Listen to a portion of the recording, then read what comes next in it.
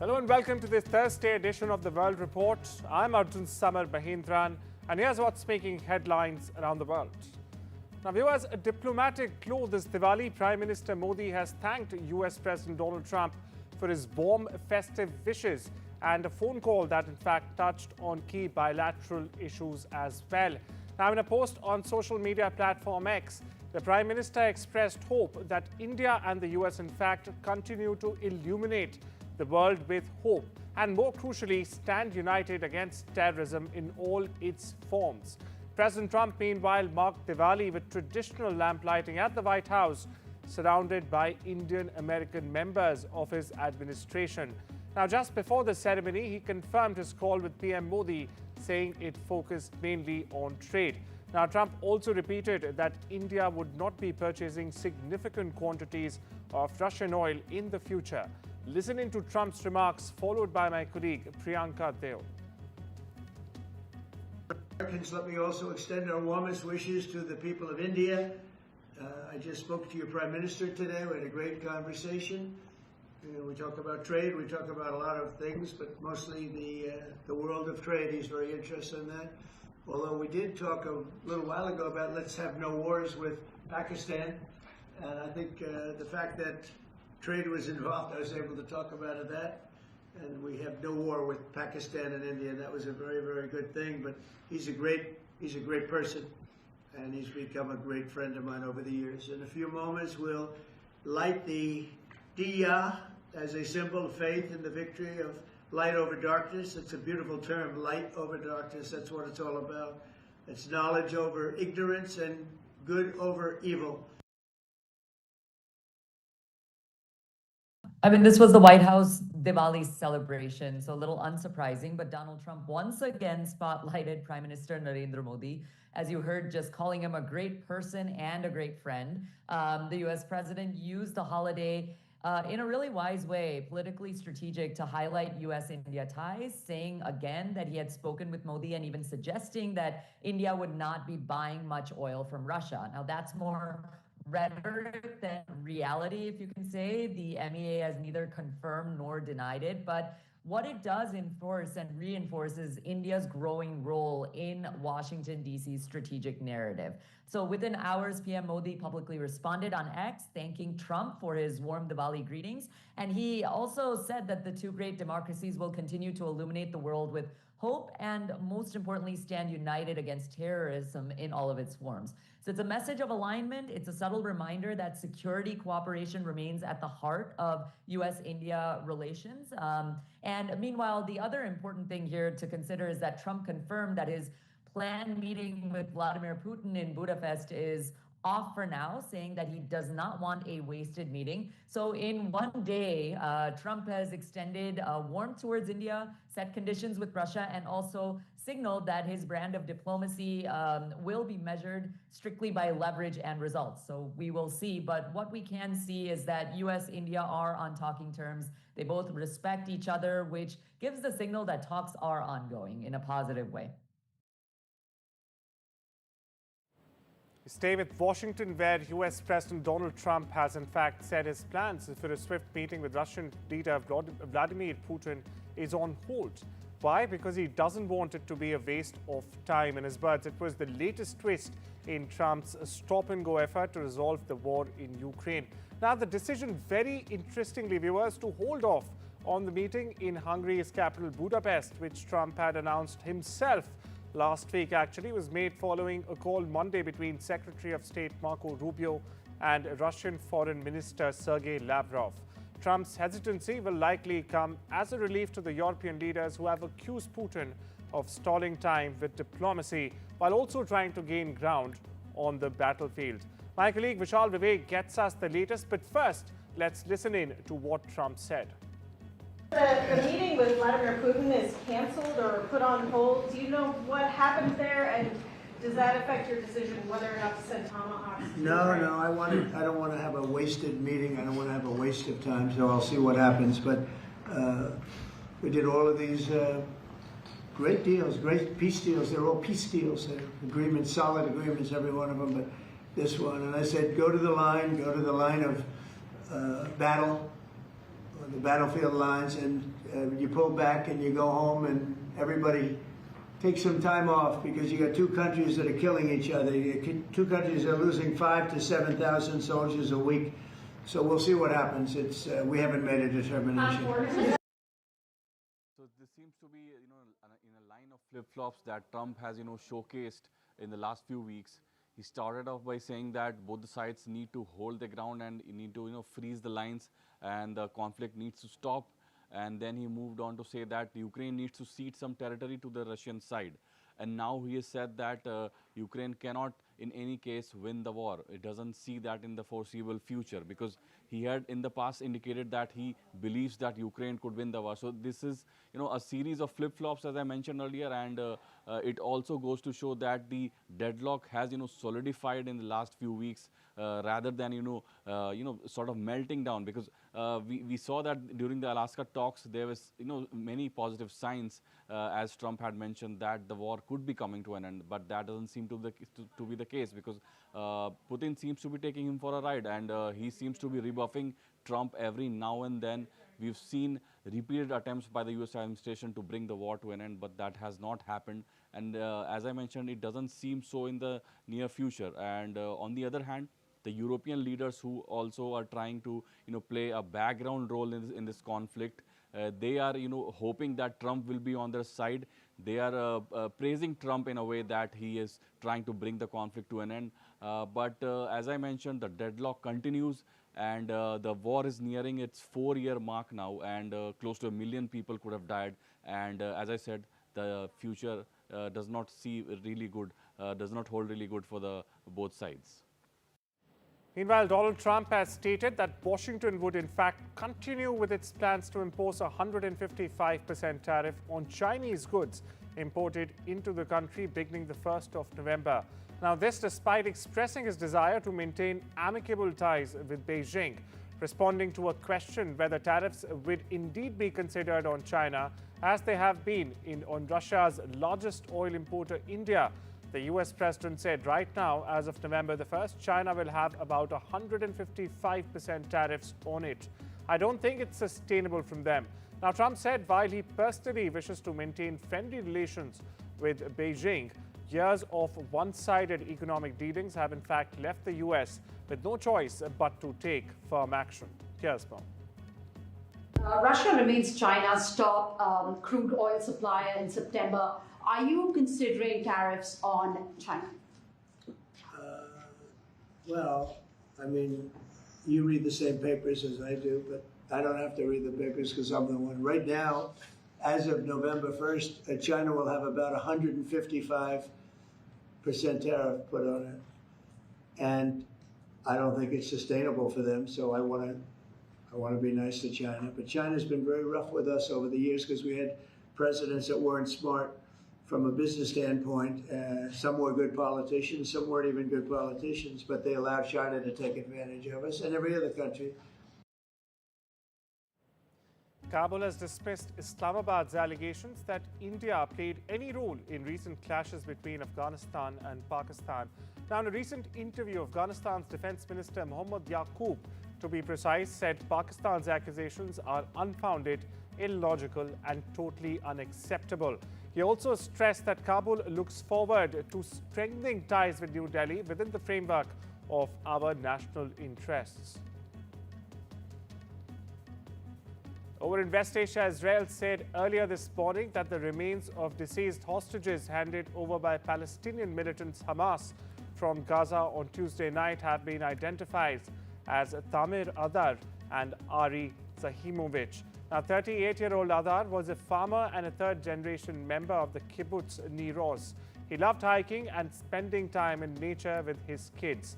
He was also a member of the kibbutz emergency first responder team and left his family in their home safe room to help defend community when Hamas attacked on the 7th of October 2023. In the last message he sent to his wife before he was killed in the attack, he wrote, "You don't open for anyone, even if it's me asking you to open." Over in Western Europe, according to a French prosecutor, the jewelry stolen from the Louvre Museum in Paris is estimated to be worth a whopping $102 million.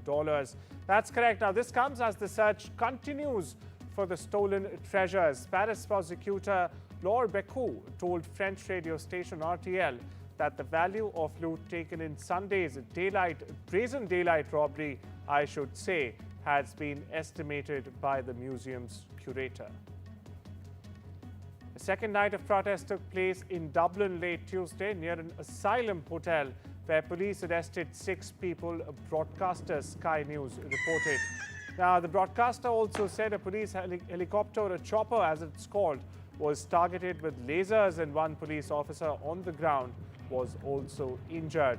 Meanwhile, bricks were thrown and fireworks fired outside the City West Hotel in Dublin. It reported Commissioner Justin Kelly as also saying this was obviously not a peaceful protest. The actions this evening can only be described as thuggery. This was a mob intent on violence.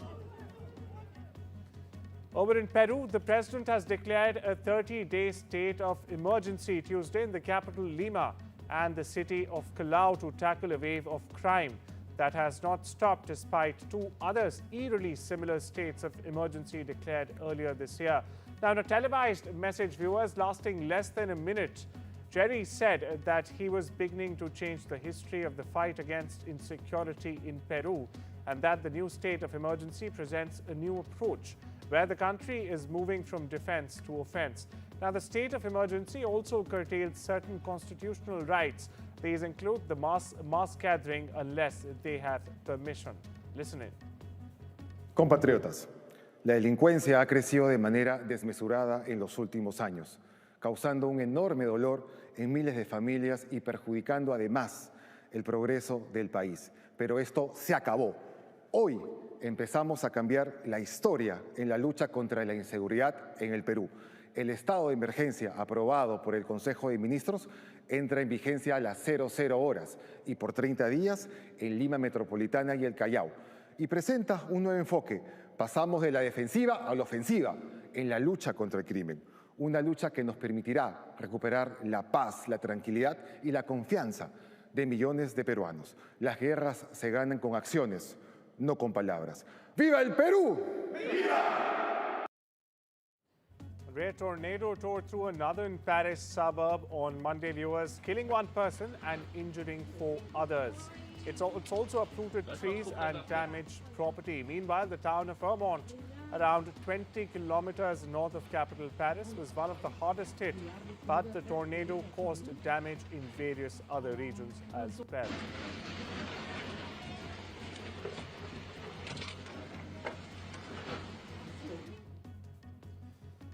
Staying with France, former President Nicolas Sarkozy arrived at a Paris prison to begin serving a 5-year sentence on Tuesday. He was convicted of a criminal conspiracy to finance his 2007 election campaign with funds from Libya. That's correct. Sarkozy is in fact the first ex-leader of modern France to be imprisoned. Now, on his way to prison, he said he's an innocent man being locked up in a statement released on social media. Kasmo. What you see behind me are the walls of La Santé prison, where Nicolas Sarkozy has just arrived. He's the first former French president ever to spend time behind bars. He's starting a 5-year sentence for criminal conspiracy, accused of overseeing a scheme to take money from Libya to fund his 2007 campaign. Now, he denies it all, has appealed. Technically, he's still innocent in the eyes of the justice system until his next trial, but judges said the case is serious enough that he should stay in prison for now. His lawyers say they will file a request for release as soon as possible, and judges will then have up to 2 months to rule on it. At 70, Sarkozy's being held alone for security reasons. His lawyers say he packed sweaters, earplugs, and plans to write a book while inside. We shift our focus back to West Asia, where Iran's Supreme Leader Ayatollah Ali Khamenei is now facing rare public embarrassment. Viewers, why is this happening? Because a scandal involving one of his top aides' daughter's video has gone viral on social media. This next report, in fact, tells you all you need to know.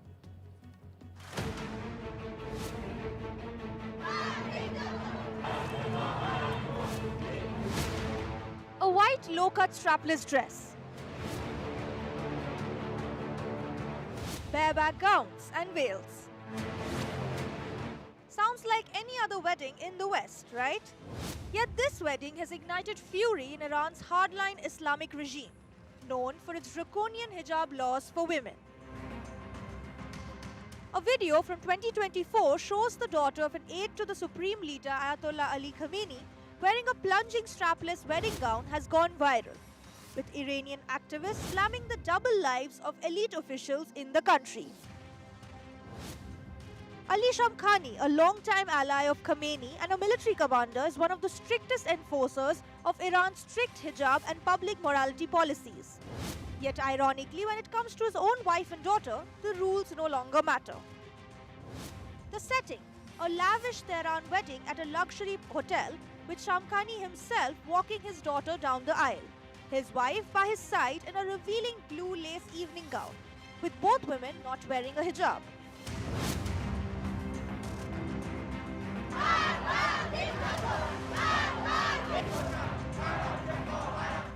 In fact, it was Shamkhani, the former head of Iran's Supreme National Security Council, who was behind the brutal crackdown on the anti-hijab protests that erupted in 2022 after the death of Mahsa Amini. Amini, a 22-year-old woman, died after being beaten by morality police for allegedly not complying with the hijab rules. Amini's death ignited global outrage and calls for justice. But for many in Iran, justice still feels distant. While Shamkhani accuses Israel of leaking the video, it has reopened deep wounds in Iranian society, exposing the glaring double standards between those in power and the people they govern. For a regime built on control and conservatism, the veil of moral authority is now slipping. NDTV Bureau Report.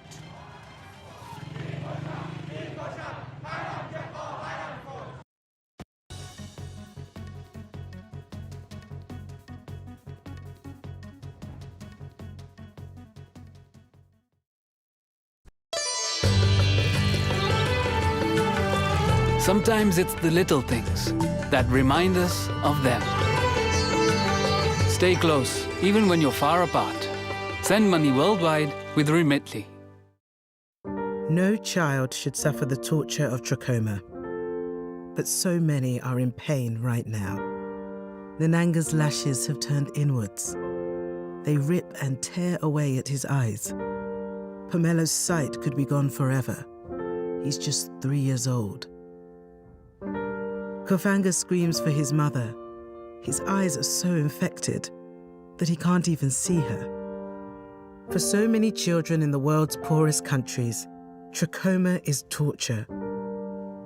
It's a painful infection often spread by flies, and it's destroying children's eyesight. But it could be stopped if you help today. By calling 0800 021 3925 and giving £2 a month to Sightsavers, you can help make sure children get the treatment they desperately need. You'll help us bring them the medicines and the care that can treat infections. And that means you'll be helping to save children from the torture of trachoma and a life of blindness. Please help us reach them.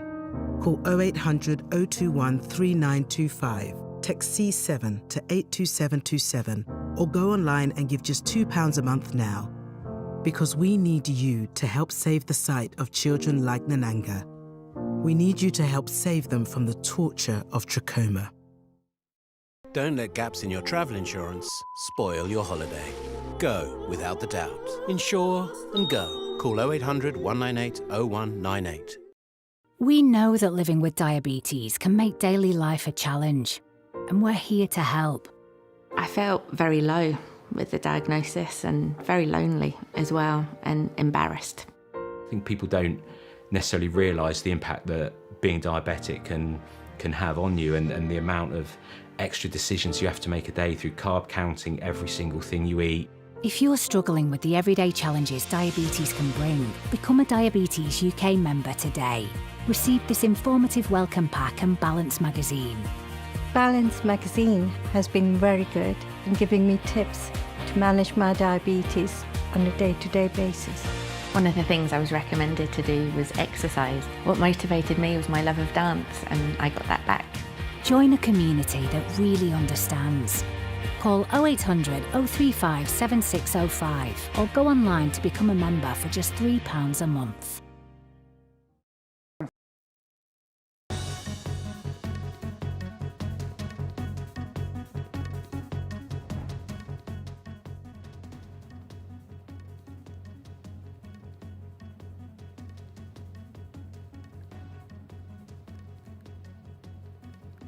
Welcome back. You're watching the Wednesday edition of the World Report with me, Arjun Samar Mahindran. We move on to updates from the world of technology and business, where in fact Airbus has said that it has opened a second assembly line in China, increasing manufacturing capacity for its best-selling A320neo family of single-aisle jets. Now the new line in fact completes a jigsaw of 10 global final assembly lines that Airbus says will involve a production drive, including 2 each in the US and in China. OpenAI has unveiled ChatGPT Atlas, a long-anticipated artificial intelligence-powered web browser built around its popular chatbot in a direct challenge many are seeing to Google's Chrome dominance. Now, this launch, viewers, marks OpenAI's latest move to, in fact, capitalize on 800 million weekly active ChatGPT users as it expands into more aspects of users' online lives by collecting data about their browsing behavior. It could very well accelerate a broader shift towards AI-driven search as users increasingly turn to conversational tools that synthesize information instead of just relying on traditional keyword-based results from Google, in turn intensifying competition between the likes of OpenAI and Google, as we're getting to learn. Now, Daniel Naroditsky, a chess grandmaster who started as a child prodigy and quickly became one of the most influential American voices in the sport, died Monday. He was just 29 years old. The Charlotte Chess Center in North Carolina, where Naroditsky trained and worked as a coach, in fact, announced his death on social media, calling him a talented chess player, educated, and a beloved member of the world chess community. The cause of the death was not immediately known or made known. Meanwhile, Naroditsky became a grandmaster, the highest title in chess, by the way, aside from the world chess champion, at the age of just 18. We get you more. The global chess community is mourning the death of Daniel Naroditsky, who died on Monday at the age of 29. Daniel was an American chess grandmaster who started winning international tournaments at the age of 12. He's credited with really helping usher in the digital era of the game by live streaming his matches to thousands of viewers and providing live commentary that really made the game accessible to everyone. Other grandmasters have said he's one of the greats and that he will be dearly missed. A cause of death was not immediately stated. Director Scott Cooper said art matters when it risks everything. That's correct, which is one of the reasons he in fact chose to avoid a straight biopic and made his latest film about Bruce Springsteen focus on just a few years of his life and a career, in fact, in making the Nebraska album. Now, Jeremy Allen White plays Springsteen and had to learn to sing like the boss and also perform before a live audience, in fact, playing the guitar and harmonica believably. White says the guitar was the biggest challenge he's ever faced in his career so far. Here's more. Guitar, just because that was so foreign to me. I'd at least, I've spoken before, I haven't sang a whole lot, but I understand the concept of singing.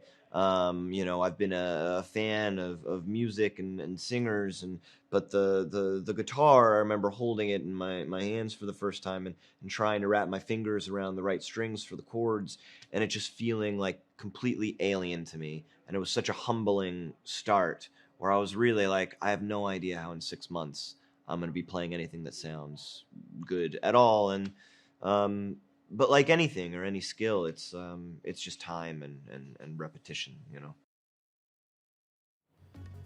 Diane Lane, Madeleine Brewer, and Zoe Deutsch attended the New York premiere of Anniversary on Tuesday. Now, Lane spoke of contemporary relevance of the tense thriller about a family pulled into chaos by a rising political movement called The Change. Now, the story intensified when Lane's son begins dating her former student Liz, which is in this case played by Deutsch. As Liz grows closer to the family, hidden tensions erupt, threatening to tear them apart, just as the country faces growing political unrest. Listening. And the longer I sit with it, the more I think about just how directly there are parallels. I mean, if you just take Anna, for example, Anna is an incredibly outspoken, intellectual, razor sharply witted comedian. And as we've seen with Jimmy Kimmel, there is even making light of a tragedy. Even that's the thing about Jimmy Kimmel, he did not make light of a tragedy. He remarked on the right's response to that tragedy and their willingness to kind of co-opt it for political gain, which I don't disagree with. Maybe that'll get me canceled. She doesn't want me to answer that. I'm just kidding. You're like, I think that's a lot. That is something that is a direct correlation that we can make, as well as Anna being forced to leave the country for her outspokenness, for her free speech. And I think that if you can't see the parallels, you're not paying attention. And well, a baby elephant at the Oregon Zoo had more tricks than treats when handlers gave it a small pumpkin to play with during an annual fall event where giant elephants in fact smashed half-ton pumpkins. Weighing just 775 pounds, 8-month-old Asian elephant Tula-2 is about to be heft of one of the giant pumpkins, too small to smash them just by the way. But zoo handlers, viewers, they gave her a small pumpkin to practice with. Instead of squashing it, the little elephant dribbled the gourd around like a soccer ball, a video from the zoo shows.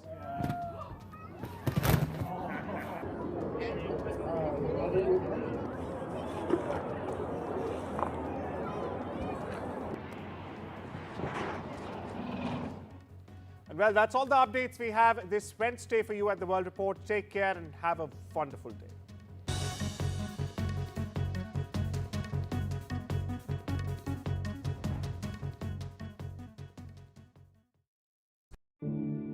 Right now, terrible things are happening to donkeys. They work all day in the blistering sun without food or water. They're suffering silently while their backs are breaking. Some are being abandoned and will be left to die alone. But the sanctuary, because terrible things are happening to donkeys. Please, do something incredible for them right now. Push the boat out, hon. All the way out to Alaska. This wild Alaskan sockeye salmon steak is defo bolder in colour and totes richer in flavour. This bougie beauty is a bit of me. Go all fancy with Aldi, specially selected. Life is complicated. Hastings Direct Car Insurance is simple. You've got a lot going on. A lot. Trying to save could really grind your gears. So come on, let's get a great deal off the ground! Nice driving. Hastings Direct is simple. Great cover, great price, and a great app makes us one of the UK's top choices when comparing car insurance online. Hastings Direct. Simplicity is the best policy.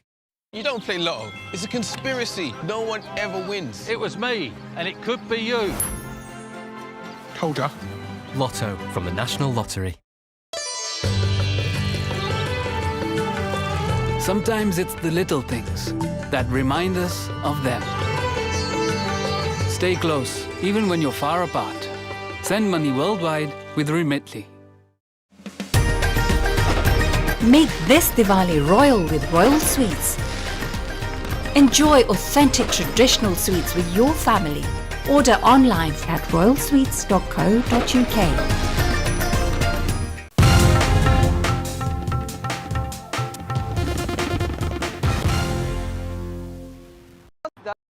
North Tamil Nadu coast and Puducherry and near to South Andhra Pradesh coast. it is not going to intensify further, but earlier it was expected that it would intensify into depression, and the red alert has been issued to various districts, and the educational institution across Tamil Nadu was declared holiday. But from last night there was no rainfall in Chennai, but various parts of Puducherry and Kadalur and Chengalpattu district received rainfall. There was some sort of damages in a few districts, but there was no lot of waterlog in Chennai as of now, Samja. Thank you, Vijay. In fact, Kadalur, where this tragedy has taken place, received 174 millimeters rain, more than 17 centimeters rain in 21 hours, according to authorities. And as Vijay has just broken, the low pressure over the Bay of Bengal is not going to intensify into a depression, and that could be a huge sigh of relief for people along coastal Tamil Nadu, farmers in particular, and for government authorities as well. In fact, the government says it's fully prepared, and a short while ago, the Tamil Nadu's leader of opposition, Edappadi Palaniswamy, visited rain-affected delta districts of Tanjavur and Tiruvarur. In fact, he visited the paddy procurement centers and some areas where the paddy fields have been completely come under water because of heavy rains there, and he has blamed the ruling DMK of delay in procurement, because of which he says the farmers have incurred huge losses. Let's go over to my colleague Vijay yet again. Vijay, leader of opposition, not wasting any time in that sense, he's marked his presence on the ground on day one, and he's blaming the Tamil Nadu government for delay in procurement. And what do authorities have to say for this? Sometimes, before going into a question, this is important ahead of 2026 elections. When the northeast monsoon, there was an alert from meteorological department regarding the system. The state government was on full swing on ground. Deputy Chief Minister made a lot of inspection on ground for past 2 days. However, EPS also not failed to use this ahead of election. He immediately fled to Delta district, which is already a stronghold for ADMK. So he doesn't want to waste the time. He is in Delta district as of now, where there was a huge rainfall for past 2 days, where he mentioned that the farmers are getting affected because of the paddy field getting affected in the rainfall. However, we got response from DMK Minister Raghupati. He mentioned that EPS is politicizing the issue. There is even state government has already, Minister Food Safety and for Agriculture Minister has already announced that if farmers gets affected, if paddy, in case if it gets affected, the state government will take care of the steps. They will do the necessary steps. However, there is a press meet also from the Agriculture Minister shortly by 3:30 p.m. Hope we will get a detailed response. What is the real situation? But however, we got visuals from the Delta district, Mayiladuthurai, Tiruvarur, and Nagapattinam, where the paddy field was submerged in the rainwater. We will get a clear picture once we get something official from state government. However, EPS is accusing the state government as they failed to take care of the farmers. Thank you, Vijay. It will be interesting to see what the Tamil Nadu minister would have to say for this allegation by EPS that if the government knew about the bumper crop, why didn't they start or open more procurement centers so that the paddy will not be waiting on the roads amid rains like this? The larger picture, the Met has forecast heavy rainfall till the weekend, and now that the low pressure will not turn into a depression, we'll have to wait and see how the situation over the Bay of Bengal would change. But this is very crucial northeast monsoon for Tamil Nadu's drinking water requirements and groundwater, in fact for irrigation as well. Chief Minister M.K. Stalin continues to review the situation, and authorities say they have enough JCBs, boats, water pumps, tree cutters, trucks, and 50,000 plus lamp posts, 1,800 plus transformers ready. In fact, in several areas, authorities have also opened community kitchens and shelters to be able to feed people who could not cook at their homes because of the heavy rains, and also to keep the place is ready in case there is a need for evacuation. NDRF teams are also on standby. Environmentalists express concerns about climate change, where triggers unexpected very heavy rainfall in seasons like this. And EPS, the leader of opposition, has urged the government to work on a war footing. Outside Chennai at Kanchipuram's Chembarambakam Reservoir, shutters have been opened to release around 2,000 cusecs of water to make sure the reservoir would have adequate space just in case there is extremely heavy rainfall, and this also to avert flooding in Chennai, just in case if they have to release waters in a hasty way. And one person also was found dead near a waterfall in Kodaikanal. He was missing since Saturday after the team of medical college students, some of them took bath in a waterfall that was not meant for bathing but only for a public view. Well, all eyes would be on the Met authorities' update later this evening. Now it's over to my colleague Uma Sudhir from Telangana. Uma? Thank you, Sam.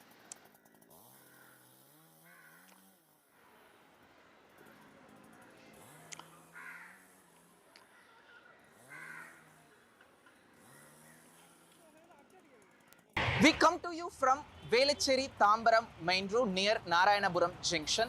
As the northeast monsoon intensifies, heavy pouring has already started across Tamil Nadu. There is no major waterlog across Chennai.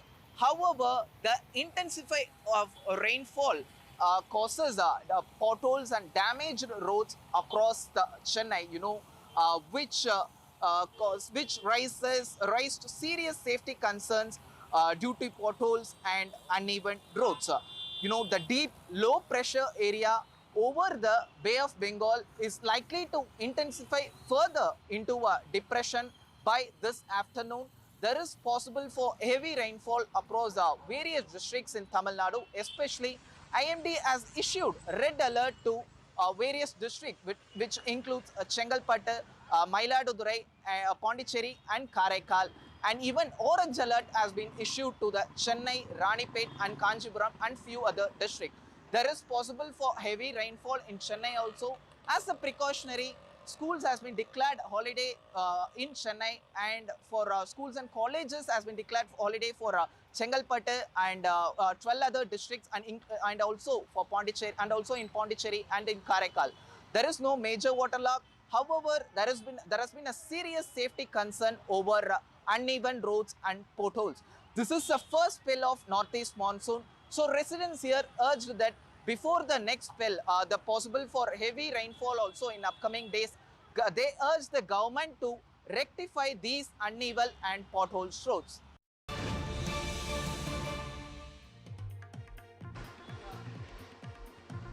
So the big news from Telangana, there are going to be more than 211 people who have in fact filed the nominations. As many as 321 nominations have been filed for the Jubilee Hills bypoll that is to be held on the 11th of November. The last day saw more than 100 nominations being filed in a last-minute rush. Interestingly, largely if we see it as a three-cornered contest between the Congress's Naveen Yadav, the BJP's Lankala Deepak Reddy, and of course the BRS Maganti Sunita. These are the three main candidates in the fray, but the AIMIM has decided to back the Congress candidate. Of course, Asaduddin Owaisi is coming in for criticism, saying that he's backing the Congress candidate here, whereas he's fighting the Congress candidates elsewhere, for instance in Bihar. And he has said that the Bihar AIMIM chief had in fact written to the Mahagathbandhan asking to be made a part of the Gathbandhan, but that there was no response from that end. And he's also pointing out that a bypoll is very different from an assembly election where you are trying to elect the chief minister of the state and who will go represent you in the state legislature. Even as all this is happening, hundreds of independents have in fact filed their nominations here. That includes farmers who are unhappy with the regional ring road project. There are also people who are affected by the Hydra disaster force action here in the Hyderabad outskirts as well. And also youth who are worried and angry that the jobs that were promised to them have not come in. There is also reports of factionalism within the Congress, and there are clashes that are broken out. I have my colleague Ashish joining us now. Ashish, even before the nomination was filed by the Congress candidate Naveen Yadav, we saw Anjan Kumar Yadav saying that he's unhappy, and then he had to be assuaged by the Congress leadership. Now on the ground, when the campaigning is happening, we are seeing clashes. Tell us more details. Uma, you're absolutely right. Earlier, we reported about how Anjan Kumar Yadav, he was in fact unhappy, and later on Congress AICC in charge, Meenakshi Natarajan, had to go to meet him at his residence and convince him not to revolt against the party candidate. Naveen Kumar Yadav was made the candidate by Congress party. Naveen Kumar Yadav in previous election contested from Jubilee Hills as an independent candidate. He had joined Congress in 2023. Before 2023 election, prior to contesting as an independent, he contested on MIM ticket from Jubilee Hills constituency. So his candidature was definitely witnessed a lot of resistance from within the Congress party. But now he is the official candidate, and that's where Anjan Kumar Yadav, who wanted to have the ticket from Jubilee Hills, he had kind of expressed his displeasure, but it was resolved by AICC state in charge, Meenakshi Natarajan intervention. Later on, we have witnessed, in fact, we have reported that how yesterday, two group of local leaders, one is corporator C.N. Reddy, he was also expecting a ticket from Congress, but he was denied ticket. Now Naveen Kumar Yadav has been given ticket. His group, his supporters, as well as another group who is supporting and who is behind Naveen Kumar Yadav, they had a fight, a scuffle during the campaign. So it shows that how these kind of internal rift is there in Jubilee Hills poll campaign. Remember, Jubilee Hills is a very high decibel poll campaign. We have been reporting continuously that how Congress has made this election, this by-poll, as a prestige battle. In fact, many leaders, particularly from opposition, BRS as well as BJP, they are calling it a referendum of Revanth Reddy government. But at the very same time, Congress is saying that no, we will perform. We are going into the election as it's an important election. It's an important seat. Remember, the by-election came after the demise of sitting BRS MLA. He was the two-time sitting BRS MLA. He died, and now BRS has given ticket to his wife, Maganti Gopinath's wife, Maganti Sunita, and she is contesting